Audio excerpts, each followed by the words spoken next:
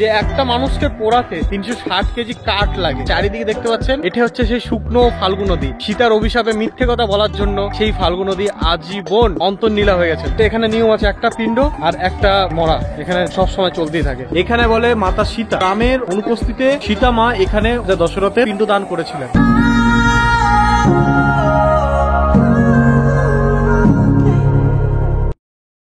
বন্ধুরা, ফ্রম গয়া। এখন আমরা আছি গয়াতে চাঁদ চওড়াতে। চাঁদ চওড়া এটা মোর বিষ্ণুপদ মন্দিরের কাছাকাছি। আর এখানে হচ্ছে, এখানে সব জায়গায় আমি দেখতে পেলাম, এই যে দেখতে পাচ্ছেন এগুলো হচ্ছে তিলকুট, ভেরি ফেমাস। এখানে ভাই আমাকে একটু দিয়েছে তিলকুট ট্রাই করার জন্য। টেস্টটা দেখি। এটা হচ্ছে গুড়ের, দু রকম ভেরিয়েন্ট হয়, একটা হচ্ছে গুড়ের তিলকুট আর একটা হচ্ছে চিনির তিলকুট। এবার ট্রাই করা যাক, দেখি কেমন কেমন টেস্ট। হ্যাঁ ভালো ভালো দারুন, কিন্তু অনেকটা টেস্টটা যেন আমরা তিলের নাড়ু খাই সেরকম লাগছে অনেকটা। সুপার। যদি গয়াতে আসেন তিলকুটটা ট্রাই করতে অবশ্যই ভুলবেন না কিন্তু। চিনি খাবি? হ্যাঁ চিনি খা, তোরা দেখছিস হ্যাঁ ব্লগ कैमरा लगा उसी में आता है। तिल और क्या क्या मिला हुआ है? तिल और गुड़। तिल और गुड़ है, उसको पेस्ते हैं आप लोग। बाप रे, देखो কি সুন্দর। এই দেখুন তিল দিয়ে এটা করা। क्या बोलते हैं, नाम क्या है इसका? लोरा बोलते हैं। लोरा लोरा, अच्छा। তো এটার নাম লোরা। লোরাটা দিয়ে দেখুন পিসটা দেখুন দাদা কি সুন্দর। আর পিসার পরে এরকম একটা সাইজ হচ্ছে। একটু এসে বানাচ্ছিল। हमारे उधर भी ऐसा होता है, तिल का नारू बनाते हैं हम लोग लक्ष्मी पूजा के दिन, ऐसे गोल गोल। और तुम लोग ऐसा बना रहे हो, सेम टेस्ट है। आपका नाम? উদয়। থ্যাংক ইউ উদয় জি। এই দেখুন চিনি, চিনিটা দেখুন একটু সাদা সাদা ভাব, আর যেটা গুড়ের সেটা হচ্ছে একটু লাল লাল। রেট 320 रुपए किलो। 320 रुपए किलो चीनी का? दोनों का सेम 320 रुपए किलो। ঠিক है ঠিক है। তো 320 টাকা পার কেজি আপনারা যদি নিতে চান। এই পিএনবি এখানে পাঞ্জাব ন্যাশনাল ব্যাংক আছে, তার সাইডে এই দোকানটা। এরকম নন্দকুমার জি তিলকুট ভান্ডার, এখান থেকে নিতে পারেন। ওকে ভাইয়া, থ্যাংক ইউ। তো চলুন আজকের আমরা জার্নি করব। প্রথম ডেস্টিনেশন মাতা মঙ্গলাগৌরী মন্দির যাব, যেটা সতী 51 পীঠের মধ্যে একটা। ওখানে কিন্তু মায়ের স্তন পড়েছিল এবং ওইখানে বলে নাকি মায়ের পুষ্টির প্রতীক। আর সেকেন্ড আমরা যাব বিষ্ণুপদ মন্দির, নেক্সট যাব আমরা সীতাকুণ্ড। তো চলুন আজকে ভিডিওটা জুড়ে থাকুন, আশা করি আপনাদের ভালো লাগবে। তো আমরা এখন চলে এসেছি মাতা মঙ্গলাগৌরী মন্দিরের কাছাকাছি। দুটো গেট আছে, একটা গেটের সামনে চলে এসেছি আমি এখন। এই দেখুন এই হচ্ছে মাতা মঙ্গলাগৌরী। চলুন, দোকানপত্র আছে এখান দিয়ে হচ্ছে, বলছিল একটু সিঁড়ি চলে যেতে হবে। আর আরেকটা আছে 2 নম্বর গেট, আর এটা হচ্ছে 1 নম্বর গেট। চলুন, পুজো দিতে হবে না, যাই না, প্রচন্ড ভিড়, কিন্তু বাইরে থেকে দর্শন করবো একটু। এই সিঁড়ি স্টার্ট হয়ে গেছে, এখান দিয়ে সোজা আমাদের যেতে হবে মঙ্গলাগৌরী মাতার মন্দিরে। সতীর 51 পীঠ আছে, সেখানে খুব কম যাওয়া হয়েছে, কিন্তু এখানে যখন আছে আমি এই সুযোগটা হাতছাড়া করবো না, দর্শন করেই যাবো মায়ের। আজকে ভিড় দেখলাম একটু কমই আছে মাতা মঙ্গলাগৌরী। এই দেখুন, কিন্তু ভিতরে মনে হয় ভিডিও করা অ্যালাউ নেই যত সম্ভব। এর ভিতরেই আছে মাতা মঙ্গলাগৌরী মন্দির।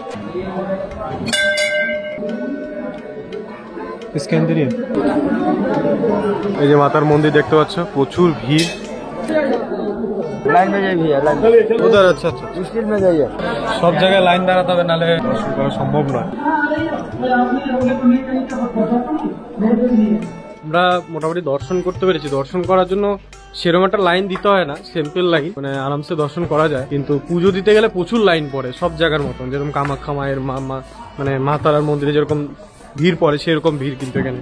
কিন্তু এখানে ওরকম দালাল ফালাল নেই, 500 টাকার টিকিট কেটে আপনার যেতে হবে, আরামসে আপনি দর্শন করতে পারেন। খুবই সুন্দর মায়ের যে স্তনের আমরা দর্শন করলাম, খুব ভালো লাগলো। আমরা এখান থেকে সীতাকুণ্ড যাব, এখান থেকে আমাদের নদী পার করতে, তার জন্য আমাদেরকে আগে ফাল্গুনী নদীতে যেতে হবে। তো ফাল্গুনী নদীর যেখানে ঘাট, সেখানে আমরা যাব। ফাল্গুনী নদী, অ্যাকচুয়াল যে ফাল্গুনী নদী সেটাকে আপনাদের দেখাবো কি করে জানেন?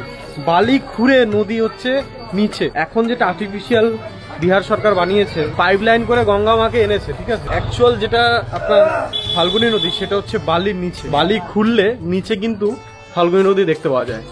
আর সেই দৃশ্যটাই আপনাদের দেখাবো। চলুন আমরা এখন চলে যাই বিষ্ণুপদ মন্দিরে। ওখানে কি সুন্দর বানাচ্ছে দেখুন। साउथ इंडियन में जैसे बनाते हैं आप वैसे ही बना रहे हो, अच्छा लग रहा है। चौराहा का नाम क्या है? আমরা এখন বাঙালি আশ্রমের সামনে আছি, আর এই দাদার কাছে আমরা এখন ধোসা খাবো। দাদা বিহারি, আর এখানে বানাবে দেখুন, পুরো সাউথ ইন্ডিয়ান মতন কিন্তু বানাচ্ছে, হেভি লাগছে দেখুন। হেভি লাগছে। আলু ফ্লাইট করছে কি সুন্দর, ফ্যান্টাস্টিক। বাহ, স্যালাড দিয়ে দিল। বাহ, আমার ধোসা রেডি। এই দেখুন প্লেটটা সাজাচ্ছে, দেখুন। इसको क्या बोलते हैं? सांबर बड़ा। सांबर, अच्छा। ये किसका चटनी है? बादाम चना दाल। বাদাম চানা ডাল। বাহ, সাউথ ইন্ডিয়া যেরকম নারকেলের চাটনি দেয়, এখানে বাদাম চানা ডালের চাটনি দিচ্ছে। আর এই হচ্ছে সাম্বার। রেডি हमारा প্লেট। দেখতে हैं कैसा खाना है।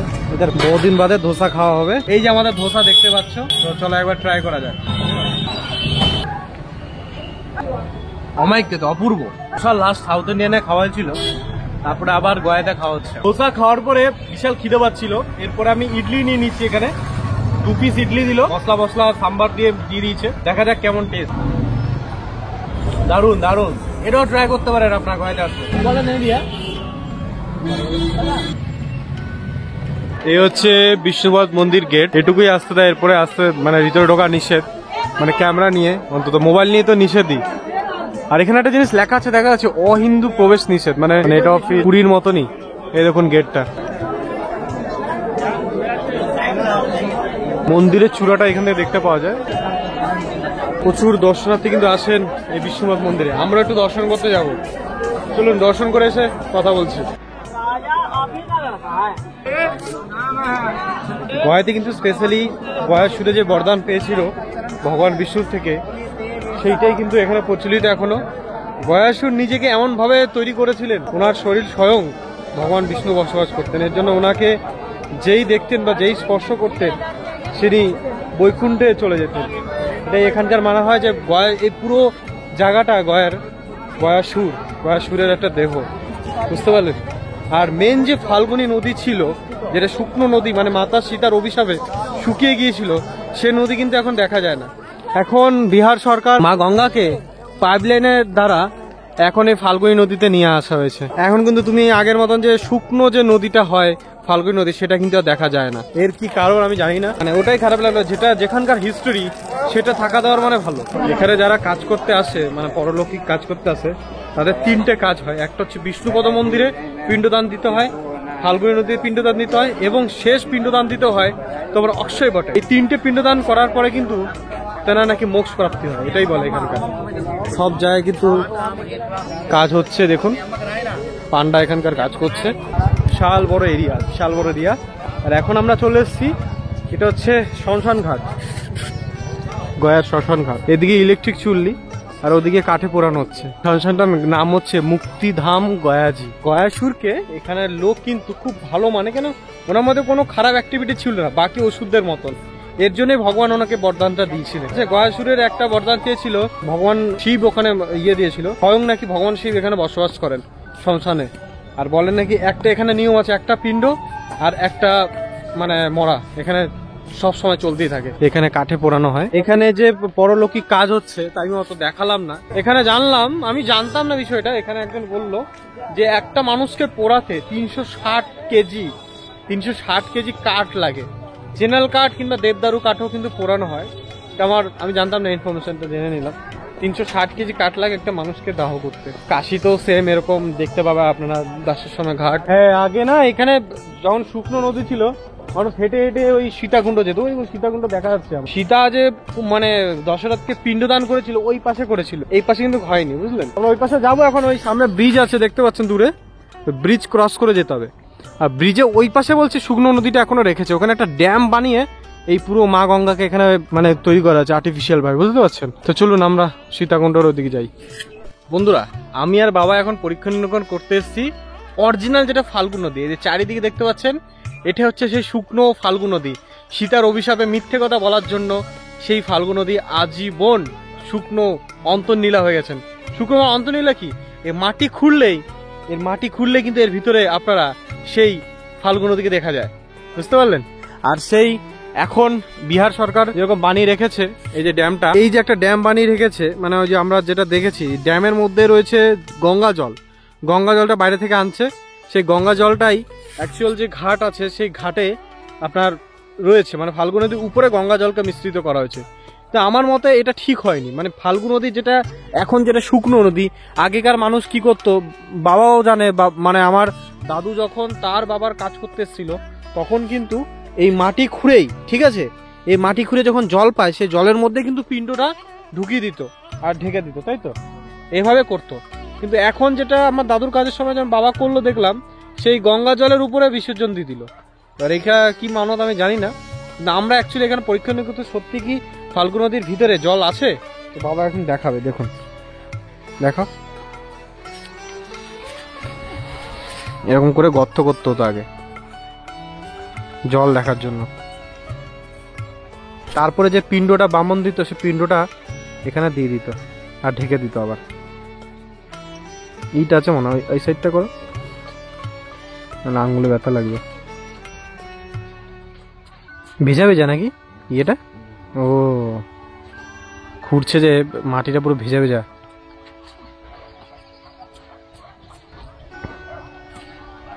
এই কষ্টর জন্য মানে অনেক কষ্ট করতে হতো জল বের করার জন্য। জল যতক্ষণ না পাবে ততক্ষণ কিন্তু পিণ্ড দেওয়া যেত না। আর সে কষ্টের জন্য বিহার সরকার এই মা গঙ্গাকে এনে দিয়েছে এখানে পাইপ লাইনের মাধ্যমে। সেটা আমি আপনাদের দেখাবো। এখন জলটা বেরোনো অপেক্ষা। বালিটা সরিয়ে দেন, নাহলে ঢাকি যেতেছে। ভিজা ভিজা নাকি জল পুরো, এই এটা মাটিটা পুরো ভিজা ভিজা। অনেক গর্ত করতে হয় তারপরে জল দেখতে পাওয়া যায়। তখন সীতার অভিশাপে কি হলো।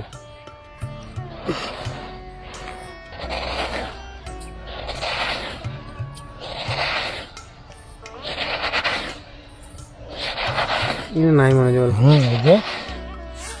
ভিজা না থাকবে। এই তো বেরিয়েছে ফাইনালি জল। কষ্ট করতে হতো। দেখুন, এই দেখুন, এই দেখুন, এই যে ফাল্গু নদীর জল। ও হো হো হো, এই যে এবার দেখাও, এটুকু দেখালে পাবলিক বুঝতে পারবে। এই যে ফাল্গু নদীর জল দেখতে পাচ্ছেন, এই জলেই পিণ্ডদান করা হতো। এটাই হচ্ছে অরিজিনাল। এই যে বাবা এতক্ষণ কষ্ট করলো এতটা গর্ত করতে, এই গর্ত আগে করতে হতো পিণ্ডদান দেওয়ার সময়, বুঝতে পারছেন? এই কষ্ট করেই মৃত মানে পরিজনদের পিণ্ডদান করা হতো, তার পিণ্ড দিত। কিন্তু এখন বিহার সরকার এই যে ইয়ে করা হয়েছে, ড্যাম তৈরি করেছে, গঙ্গা জলকে মা গঙ্গাকে এনেছে, তো কি লাভ হচ্ছে আমি জানি না, কিন্তু এই ইতিহাসটাকে মুছে দিচ্ছে। আমি রিকোয়েস্ট করবো ইতিহাসটা মুছে না দেওয়া হোক। দেখুন জলটা আরেকবার দেখুন, এই যে জল, এটাই হচ্ছে অরিজিনাল ফাল্গু নদী, যেটা সীতার অভিশাপে মিথ্যা কথা বলার জন্য আজকে অন্তর নীলা হয়ে গেছে। মানে বুঝতে পারছেন কতটা মাটির নিচে অন্তর নীলা হয়ে গেছে। মানে জল আছে কিন্তু এই পুরো ইয়েটা, এই যে দেখছেন এটা কিন্তু পুরোটাই ফাল্গু নদী। এর নিচে কিন্তু এখনো জল ভর্তি রয়েছে, মানে পাতাল এতে পুরো মিশ্রিত অন্তর নীলা হয়ে গেছে, বুঝলেন? এই হচ্ছে দৃশ্য। এই জিনিসটা আপনাদের দেখানোর চেষ্টা করলাম। তো চলুন এবার আমরা চলে যাবো সোজা সীতাকুণ্ডতে। যদি বিহার মানে গোয়াতে এসে থাকেন, আর্টিফিশিয়াল জিনিসটাকে না দেখে যেটা অরিজিনাল যেটা জিনিসটা এইখানে এটা দেখবেন, ওটাই আমি রিকোয়েস্ট করবো সবাই এটা দেখবেন, ভালো লাগবে আপনাদের। তো চলুন আমরা এখন যাই সীতাকুণ্ডতে। সীতাকুণ্ডতে যাবো, আমরা ব্রিজ দিয়ে যাবো, খুব সুন্দর ব্রিজ করেছে। চলুন ব্রিজ দিয়ে যাই আমরা। ড্যাম, আর ড্যামের উপরে হচ্ছে সেতু করা হয়েছে, লেখা আছে মা সীতা সেতু। এই সেতুর উপর দিয়ে কিন্তু আপনারা সীতাকুণ্ড যেতে পারেন। আমরা সেটাই দর্শন করতে যাচ্ছি এখন। চলুন, এই হচ্ছে মাতা সীতা সেতু। বাহ, খুব সুন্দর ব্রিজটা। এইখানে হচ্ছে এই যে ঘাটটা যেখানে পিণ্ডদানের ইয়ে দিয়ে কাজকর্ম করে। আর এটা হচ্ছে মাতা গঙ্গা, যেটা আর্টিফিশিয়াল ভাবে ড্যামের দ্বারা নিচে আছে, বেশি একটা জল নেই। আর এখান থেকে কিন্তু মৃতদেহ আসতে থাকে, যেটা কয়া ঘাটে পোড়ানো হয়।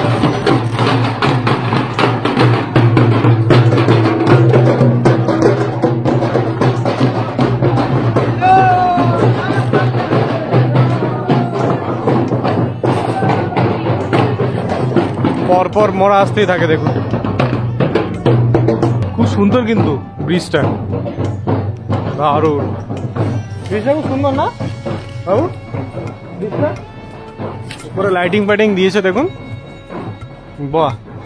এদিকে হচ্ছে ফাল্গু নদী, যেটা অ্যাকচুয়াল অরিজিনাল ফাল্গু নদী। এটাই হচ্ছে, আমরা ওইখানে ছিলাম একটু আগে, এই জায়গাটাই অ্যাকচুয়াল ফাল্গু নদী, যেটার মধ্যে কোনো মিশ্রণ নেই। আর এখন এই পাশে যেটা আছে এটা হচ্ছে মা গঙ্গাকে আনা হয়েছে পুরো ওই ব্রিজ অব্দি।